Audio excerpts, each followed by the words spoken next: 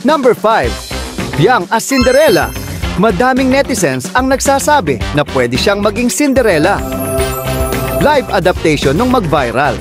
Ang kanyang blue dress outfit habang naka-hairband sa PBB. Talaga namang may similarities din sila ni Cinderella dahil sa hair color and hairstyle niya lagi na nakaban. Number 4. Ashley Sarmiento as Little Red Riding Hood. Katulad ni Little Red Riding Hood, si Ashley ay very innocent, naive, and kind young girl looking. Madami silang trait similarities. Kaya naman bagay na bagay din talaga maging Little Red Riding Hood si Ashley. Number 3. Shuvi as Moana. Madaming netizens ang nagsasabing mala Moana daw ang beauty ni Shuvi dahil sa kanyang physical appearance. At tulad ni Moana, same vibes din sila ni Shuvi na island girly. Number 2.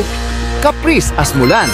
Unang tingin pa lang, kay Caprice ay nagre-resemblance na talaga kay Mulan dahil sa kanyang very Asian-looking beauty. At tulad ni Mulan, same din sila ng personality, traits and values.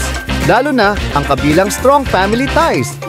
Number 1. Kai Montinola as Snow White. Beauty pa lang ni Kai ay talaga namang pasado na para maging si Snow White.